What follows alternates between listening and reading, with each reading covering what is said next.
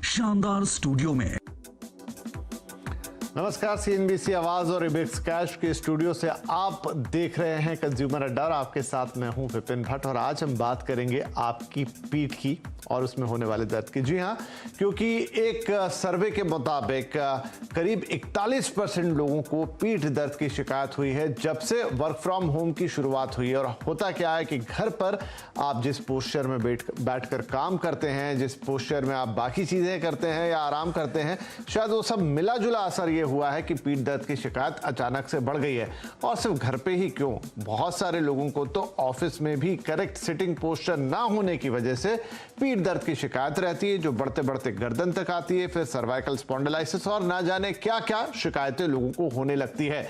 और चूंकि कोरोना काल में ये और उभर कर सामने आया है, इसलिए अब शायद इस पर वक्त हो गया है कि हम थोड़ा ध्यान देना शुरू करें, क्योंकि एक बार अगर आपकी पीठ में दर्द आता है तो वो आपके पूरे शरीर को प्रभावित करता है, यहां तक कि आपके इमोशंस और आपके मूड पर भी उसका असर पड़ता है। और कुछ हद तक तो डिप्रेशन की भी बातें हमने सुनी हैं और एक्सपर्ट्स इस बारे में बताते हैं। तो आज आप अपनी पीठ को कैसे रखेंगे चुस्त दुरुस्त, काम करते हुए या आराम करते हुए, क्या होते हैं सही पोस्चर्स और क्या गलती हम करते हैं जिसकी वजह से पीठ की तकलीफें जाती हैं, उसी पर होगी बात। चर्चा के लिए हमारे साथ फोर्टिस एस्कॉट हॉस्पिटल में जॉइंट रिप्लेसमेंट के डायरेक्टर डॉक्टर कौशलकांत मिश्रा, योग स्मिथ की फाउंडर अनुलाल और फोर्टिस हॉस्पिटल में फिजियोथेरेपिस्ट डॉक्टर मानवी थापर। आप सभी का बहुत बहुत स्वागत है।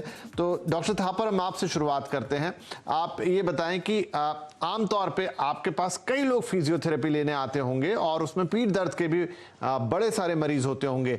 आपने क्या पाया है, सबसे ज्यादा क्या गलती वो लोग करते हैं? एक उम्र का तकाजा अलग है कि जहां उम्र हो गई है और वहां पर पीठ का दर्द आए, लेकिन यंग लोगों में क्या ऐसी चीज होती है कि वो पीठ दर्द की शिकायत आपके पास लेकर आते हैं?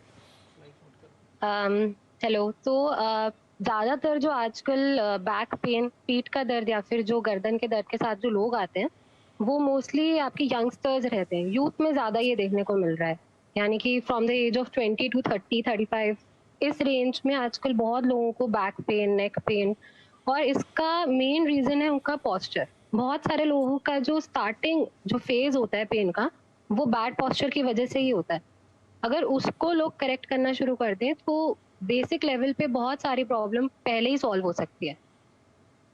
जी अनु जी, क्या आपको भी यही लगता है कि पीठ दर्द की समस्या का 80%, 90% या कई मामलों में तो 100% जो रीजन होता है वो व्यक्ति का सिर्फ गलत पोस्चर होता है, अपने आप को सही तरीके से ना बैठ पाना, या कोई भी बहुत सारे लोगों को हम देखते हैं लेटे लेटे काम कर रहे हैं, आधे बैठे हैं आधे लेटे हैं। और ये समस्या, जैसा हमने कहा, लॉकडाउन के दौरान ज्यादा बढ़ी क्योंकि लोगों ने घर पे बैठ के काम किया, जहां उस तरीके से एक प्रॉपर सिटिंग अरेंजमेंट नहीं था। कभी बिस्तर पे बैठ गए, कभी सोफे पे बैठ गए, और ये चीज और बढ़ती गई। जी, पोस्चर की तो सबसे बड़ी तकलीफ है ही। एक्सेसिव सिटिंग ऑल्सो, मतलब आप ये मान लीजिए कि sitting is the new smoking, या कहें कि ज्यादा बैठना धूम्रपान करने के बराबर हानिकारक बनता जा रहा है। बात है। तो डॉक्टर कौशलकांत मिश्रा भी हमारे साथ जुड़ गए हैं। डॉक्टर साहब, दोनों ही हमारी जो मेहमान हैं, और अभी तो यहाँ पर अनु जी ने ये भी कहा कि sitting is a new smoking, मतलब आप लगातार बैठे हैं वो उतना ही हानिकारक है जितना धूम्रपान कर रहे हैं। क्या वाकई में हमारी सिटिंग हैबिट्स इस हद तक बिगड़ गई हैं? देखिए, आपको समझना पड़ेगा कि जो बोन के वीक होने की या स्पाइन की जो समस्याएं हैं वो उसी वजह से पैदा होती हैं अगर उसकी एक्टिविटी लेवल कम हो जाए।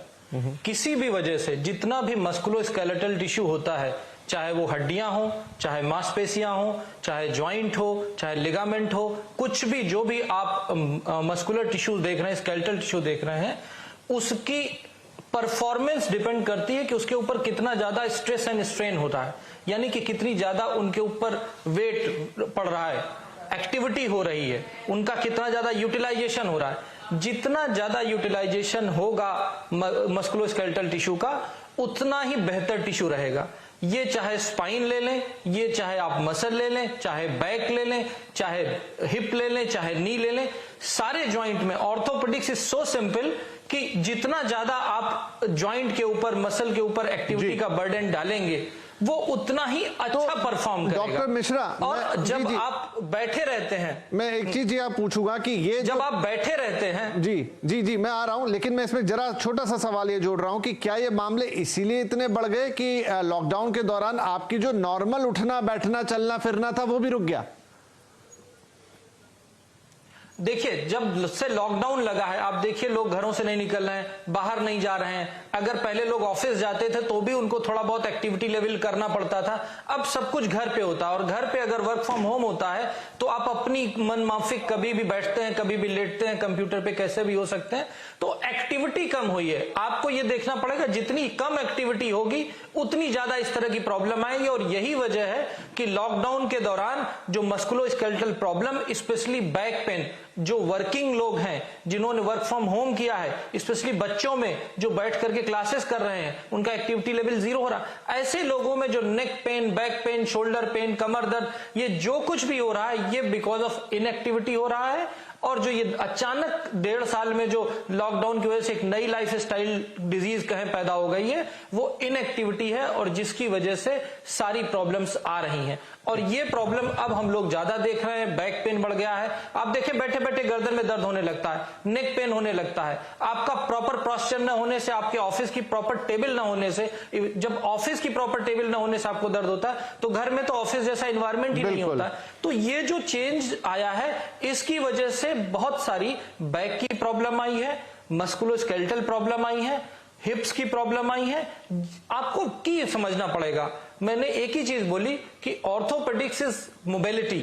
जब भी मोबिलिटी नहीं होगी ऑर्थोपेडिक्स प्रॉब्लम आएंगी। बहुत बढ़िया। ऑर्थोपेडिक्स में सब कुछ आता है, स्पाइन आता है, बैक आता है, जी तो आपने एक रूट कॉज बता दिया कि जो मूवमेंट नहीं है, जो मूवमेंट खत्म हो गया। वही अनु जी ने भी बोला कि आप बैठे हैं